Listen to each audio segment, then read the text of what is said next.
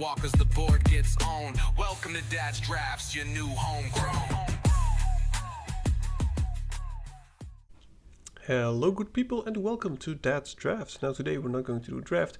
I'm going to tell you what, in my opinion, and I think many people's opinions, are the best commons and uncommons of the new upcoming set, Final Fantasy, which has already had its pre-release, but probably you're going to play it soon, I think either on Arena or maybe in real life, like I am. And I will guide you through the best commons. Now I will go by them by color, first all the commons and then later all the uncommons. And I will also focus mainly on the commons that are good in pretty much any setup. Of course, there's commons which might be better in black-white sacrifice, for instance, than it would be in black-red. Then it will not probably be in the list. Now we're going to start with white. And I want to try at least, say, 3 colors of each. 3 cards of each color. Maybe I will get to 4. And I hope you will bear with me. If you like what I do, feel free to click some of those buttons. Would really help me out. Now, we start with the first common of white, and that is Summon Choco Mog. Now, Final Fantasy has a lot of chocobos in it. Maybe you've played it. I've played it a few times, so I know what a chocobo is. Anyway, this is a saga creature, which is new, and this one has Stampede. Every 4 times it triggers, other creatures you control get +1/+0 until end of turn. Now it's important to know that every saga, whenever it's the end of the turn and the fourth, not the beginning, not the end, when the fourth one or the last one triggers, it happens and then the saga is sacrificed, even if it's a creature. So this is a 3/3 for not many turns, but I think that the upside of a 3/3 with an anthem effect for your whole team is very, very strong. So this is one, in my opinion, one of the best commons. Now we get to the next one, which is Magitech Infantry. Now it doesn't seem impressive, a 1-mana 1/1, but the fact that it's an artifact creature is relevant for some things, and it has +1 and 0 as long as you control another artifact, which you will probably have. And especially because of its search ability, you can search for one of those and put it on the battlefield and then shuffle, which is interesting because it's not at sorcery speed. So if you are playing any blue-white, for instance, and you have some counter spells, the opponent plays nothing you want to counterspell, you can just do this for free and just tutor a creature into play, which is very good, especially if you care about artifacts. Next one for white, the common, is White Auracite. Well, there goes my English. Anyway, this is one of the anthem effects. When this artifact enters, exile target non-land permanent opponent controls until this artifact leaves the battlefield, which is already pretty decent, but the fact you can also tap it for white. Now it is an artifact and it ramps you, or it gives you mana, which is good on many levels. I think the only downside to this card is the double white. So it's not something you can splash for easily. For instance, you play green, black, you cannot really splash for this. And the last one, number 1 in my opinion, is the Dwarven Castle card. Now this creature is a 2/1 for 2. When this creature dies, create a 1/1 colorless hero creature token. Now any, in my opinion, card which is cheap, has a decent stats and actually gives you another body is always good. And this one is especially good, of course, in anything that sacrifices, because if you use this as sacrifice fodder in any way or shape or form, you will still have a creature which is very, very strong. Right, off to blue. The first blue common would be Combat Tutorial. It says, target player draws 2 cards, put a +1/+1 counter on up to 1 target creature you control. Well, overall, 3 mana draw 2 cards are pretty good already. I think you should play 1, maybe even 2 in most decks, but the fact that this also gives a counter can be pretty huge, especially if you have some flyers. To pump up one of your flyers to increase the clock to kill your opponent is amazing. Now we get to the next one for blue, is Ice Magic, and you can see it's tiered, which is a new kind of spell, and this one says you have to pay the top one, which is 1 blue and 1 generic mana, and then you can choose one of the other modes. So you can choose Blizzard, which is pay 0 or more, return target creature to its owner's hand, and you can see the rest of them. I think this card is very good, especially because it's at instant speed, and blue-red, for instance, cares about you casting spells with 4 mana. Now, the fact that this is a common and the fact that you can actually do many different things with this card is amazing. It's good in the early game if the opponent is aggressive. It's good in the late game if you let someone shuffle something into their library. It's pretty much just a removal spell, especially if you keep up a counter spell so that you can counter when they play it again. So a very strong card. The last common, and I think the strongest common for blue, is Dragoon's Wyvern. It's a 2/1 creature with flying for 3 mana, and when it enters, create a 1/1 colorless hero creature token. I mean, 3 mana for 2 bodies is already pretty strong, but the fact that it's also on a flying creature is amazing. So I would pick that very, very highly. Now we're off to black. We go to Hacked Eyes, I think. I'm not sure if I pronounce it right. It says, when this creature enters, each opponent discards a card. Very strong card, especially if you play Two-Headed Giant. But this goes into any deck. It's especially good in any sacrifice deck, but the fact that you can get something to enter and it costs the opponent a card, if you time it well, it can cost him very dearly, and that's very cheap for 2 mana. Then we get to the next one, which is Shinra Reinforcements. When this creature enters, mill 3 cards, then you gain 3 life.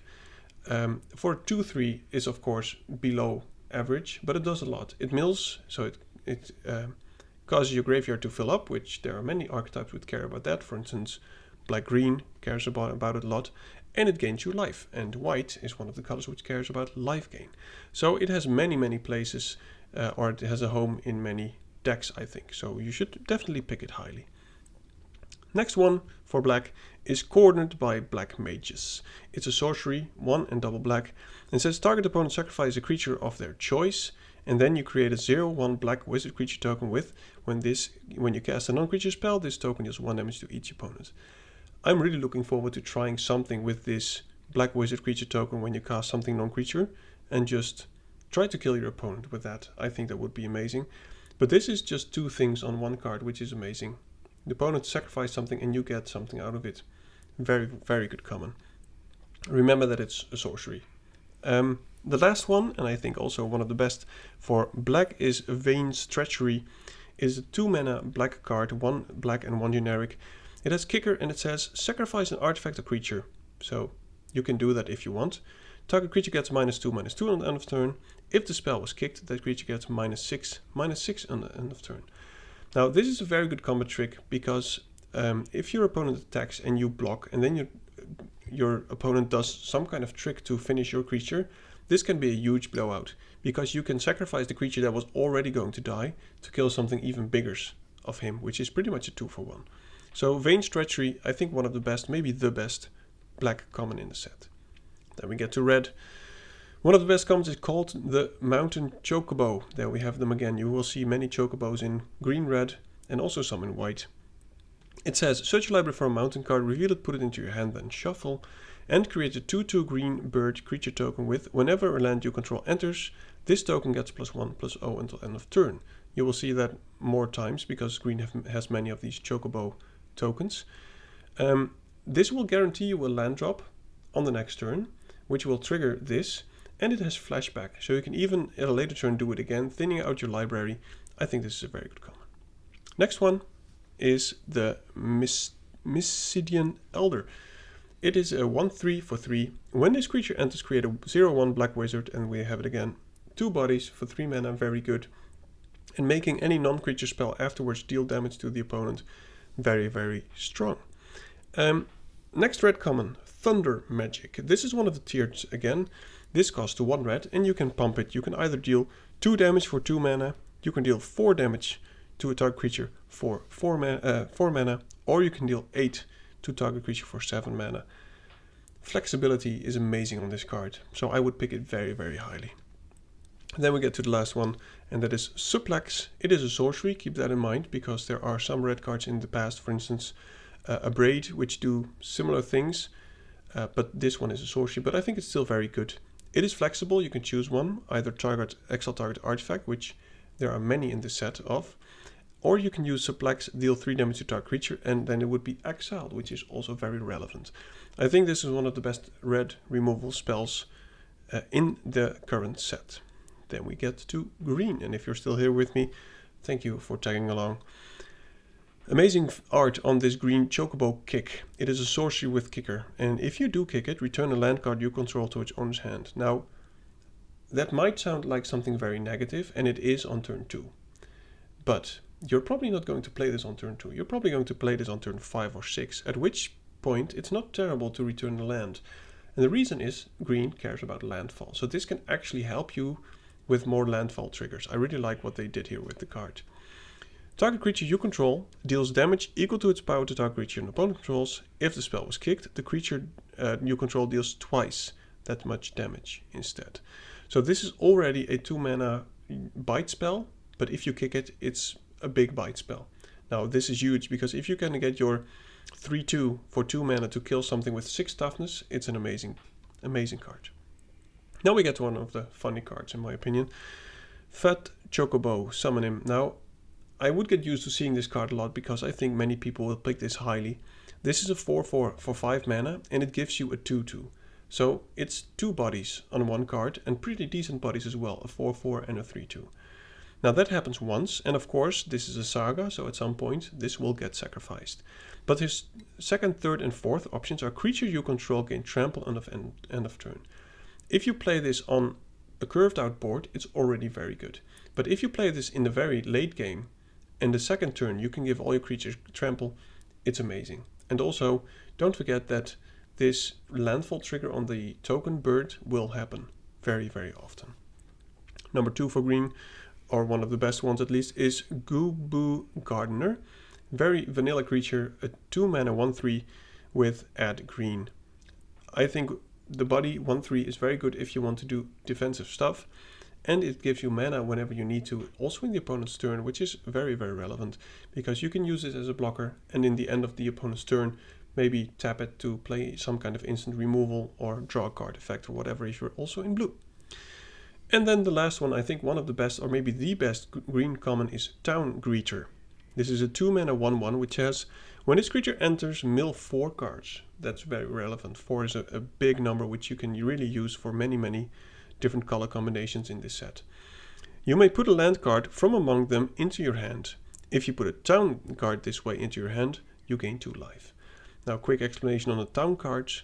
Town cards are land cards, which most of the times have an upside, but also all the double mana colored cards are towns. So this is pretty much a better, Wayfarer from this last set, where you can just mill some cards, you get a land card, and if it's one of the, double-faced or double-colored land cards, you'll get 2 life, which is pretty decent. Okay, that was it for the commons. Now off to the uncommons. Now why am I, by the way, covering only the commons and uncommons? Because this is your bread and butter. Of course it's nice to slap a big piece of ham onto the table or figuratively play a bomb, but these commons and uncommons are the most important thing of your set, and you will see these the most whenever you have to pick them. Off to the uncommons for white. The first one is Delivery Moogle. It looks very sweet, but it's actually very good. It's a 3/2 flyer, which is of course below rate, but when it enters, search your library and or graveyard for an artifact card with mana value 2 or less, reveal it and put it into your hand. If your library was searched, shuffle. This will pretty much never miss if you have any artifacts, even if they already died, or if you can still get them. It's pretty much just a tutor, and I think there's some very, very good artifacts you want to look up, so that you can play them on the next turn, and equip them to this to attack with a big flyer. So there's some swords and stuff you can put on this. It's very, very good. Then we get to the next one, which is Summon Primal Garuda. It says, it's one of the other saga creatures, which is a 3/3 for 4 mana. It says, this creature enters, deals 4 damage to target tapped creature and opponent controls. Now, that's already amazing. I mean, there's many spells which are good to kill a tapped creature, but if you also get a body for it a few turns, I think that's amazing. And the second and the third, so it doesn't have 4, so it doesn't stay in the game a lot. It says another creature you control gets +1/+0 and gains flying until end of turn. Now if you can play this on turn 4, kill something of his, and then attack with this one or maybe something else that doesn't have flying already, that's just crazy. This is a great finisher, I think. And the last white best common, I think in my opinion, is Zack Fair. Zack Fair is a 1 mana 0/1, and it ends with a +1/+1 counter, so it's actually a 1/2. And you can sacrifice him for 1, give something indestructible, and then you put the counters that he had onto that creature. Now there's ways to put more counters on this, but even out of that, this has so much effect on your opponent's attacks that you can play this really nicely, either in an offensive or a defensive deck. We're off to blue. One of the best uncommons for blue is Sleep Magic. It's a 1 mana tap creature and it doesn't untap, which you've seen many of, maybe with 2 mana or maybe even 3 mana. But this one does have a small downside, which is whenever the enchanted creature is dealt damage, sacrifice its aura. Now, how often will that happen? I think more than you think, simply because if you play this on anyone who plays green, for instance, the opponent can just use the creature still as a fight with a fight spell. Now then the creature is dealt damage and the sleep magic goes away, which is, by the way, great flavor. I mean, you know, poke it and you wake it up. That's pretty much the whole idea. And there's more ways. I mean, if you're in red, I'm pretty sure that there's cheap ways to nudge yourself 1 damage on a creature or whatever, and it's back on. Next one, Ultra's Obnoxious Octopus. Love the art. It is a legendary one, a 2/1 for 2 mana. When you cast a non-creature spell, if at least 4 mana was spent to cast a spell, there's the thing that blue-red wants to do, tap target creature and opponent can put a stun counter on it. That's just crazy. And when you cast a non-creature spell, if it was at least 8 mana was spent to cast it, put 8 +1 stun counters on Ultras. Now there's not many ways to use 8 mana, it has to be 1 spell, but there are these ones that we saw previously, where you can use the tiered system to drain a lot of mana into 1 spell, and then this thing is unlocked. I think it would be very, very fun to play. It's very control-y to put stun counters on stuff. Then the next blue uncommon, Realms Sketching. It's double blue and 2 generic mana. Create a token that's a copy of target artifact, creature, or land. Now, there are some big boys, of course, in this set, but I think 4 mana is a very good card, simply because it also triggers the whole thing with the 4 mana stuff, and there's often stuff you want to copy. It can be something, an aura that removed something. And there's the artifact aura, which we just looked at, the white one. Or you can copy a big creature. I think this one is pretty decent. Now the last blue common is Eject, I think maybe the best blue uncommon. It can be countered, which makes it very strong. Return target non-land permanent to its owner's hand, draw a card. Well, that's just crazy. This is just a free card. It draws you a card again, and you can do amazing stuff on the bounce. Even if your opponent's keeping up tricks or counter spells or whatever, I think this will be one of the signpost cards you want to play in any blue deck. Then we get to black. The first one is the side quest, Hunt the Mark. By the way, I like the idea of doing side quests, which you can also do, of course, in Final Fantasy. And it says, when this enchantment enters, destroy up to 1 target creature. So it's a 5 mana destroy spell. Pretty good. I mean, I'm not sure if I would play it always, but the fact that this does more than that makes it very good. At the beginning of your end step, if a creature died under your opponent's control this turn, create a treasure token. Then, if you control 3 or more treasures, transform this enchantment. So you don't even have to sacrifice the treasures. And this already gives you 1 treasure because it destroyed something. So all you have to do is kill 2 more things in the following turns. And then you get a 5/6, which says 2 mana, sacrifice another target creature artifact. It gains indestructible end of turn, tap it. Very strong defensive creature and great stats. Now we get to the next one for black. 4 mana, 4 generic mana and double black for Summon Anima, and it has 4 stages. It's a saga again, a 4/4 menace creature. The first 3 is Pain. You draw a card and you lose 1 life. I think this is a very strong card because if you could play any 4/4 creature for 6, which draws you 3 cards and lets you lose 3 life, I think most of people would play it. And of course this gets sacrificed at some point, but this is an amazing upside.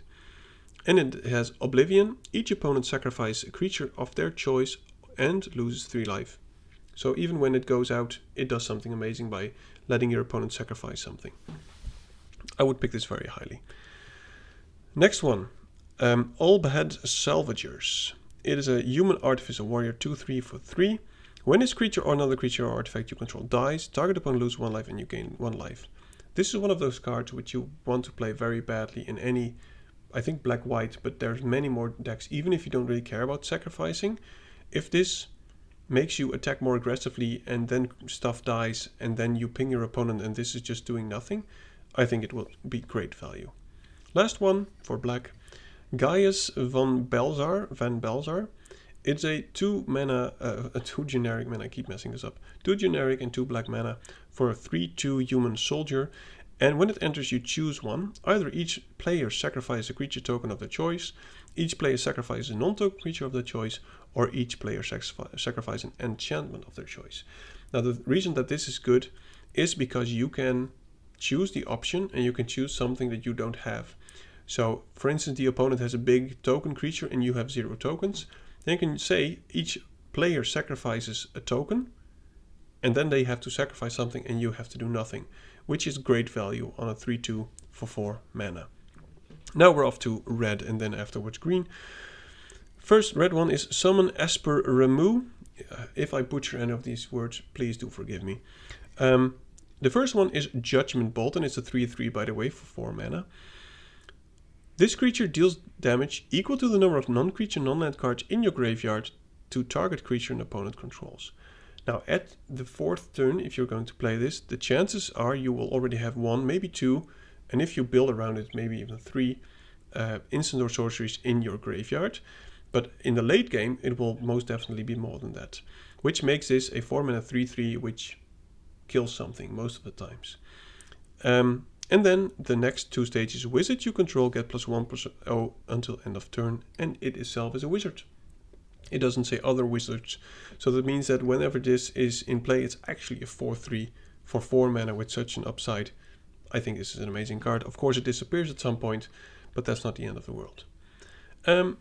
The next one, Samurai Katana. 3 mana for an artifact equipment. Any artifact equipment is of course best in red-white, because red-white cares about doing stuff with equipments. It has Job Select, which is a new mechanic. It's pretty much, we've seen it before with, I'm not sure what the name was.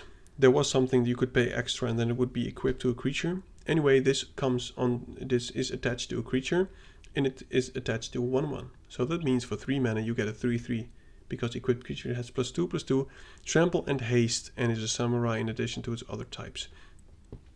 I think people will be scared off by the high equip cost, but this is just a 3 mana 3/3 with haste and trample. That's just amazing. And even if that dies, you can just still equip this in the late game to something big, and it will have haste and trample. I think this is a very good card for red. Then we get to the next one, Freya Crescent, I think. Crescent. Makes me think of croissant.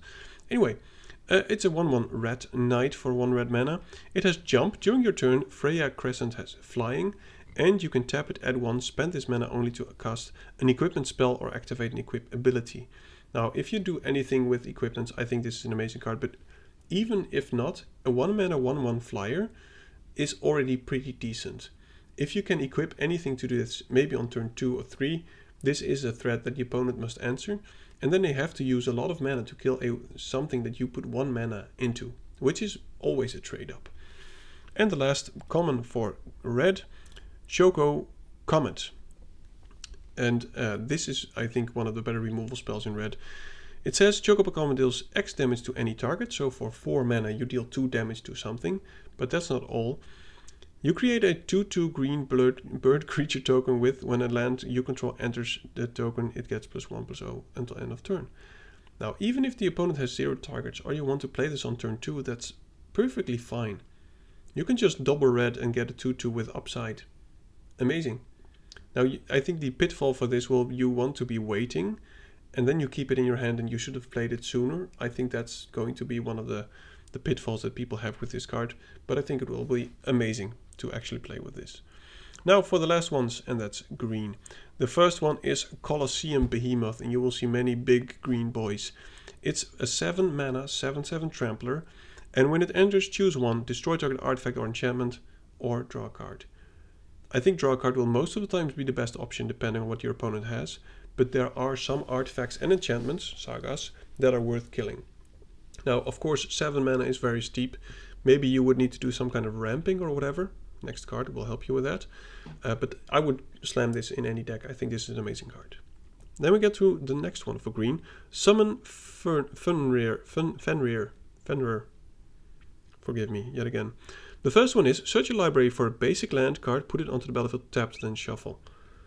A 3 mana 3/2 that ramps you. That's just crazy.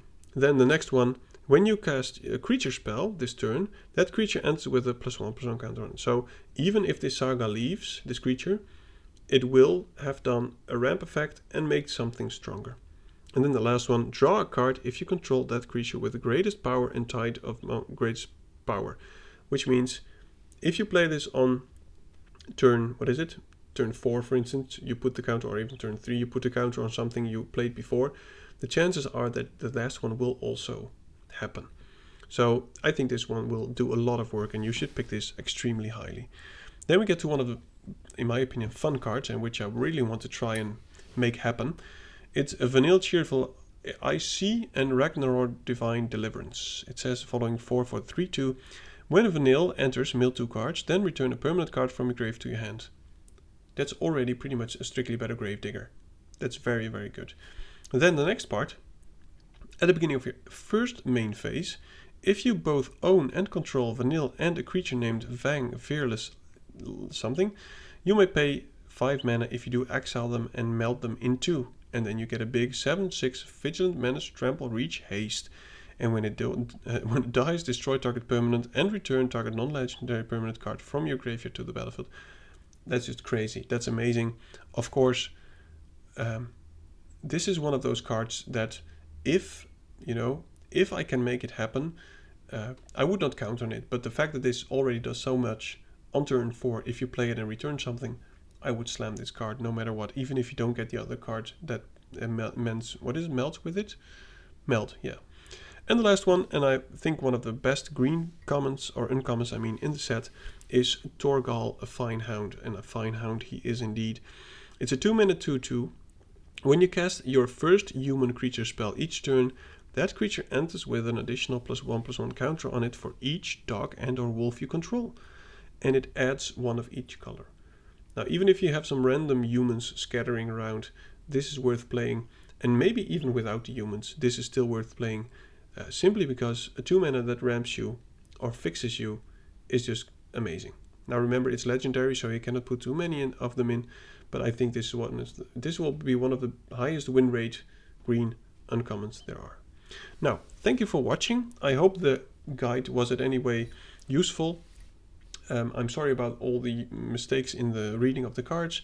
Anyway, if you find it useful, please do let me know by clicking some buttons. Maybe share this video with someone else.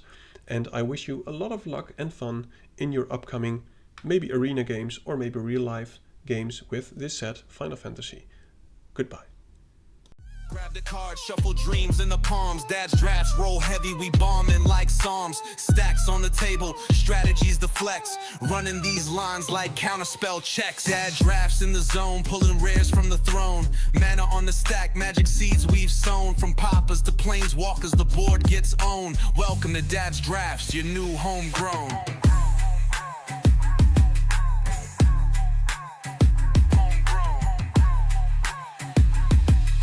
Welcome to Dad's drafts, your new homegrown.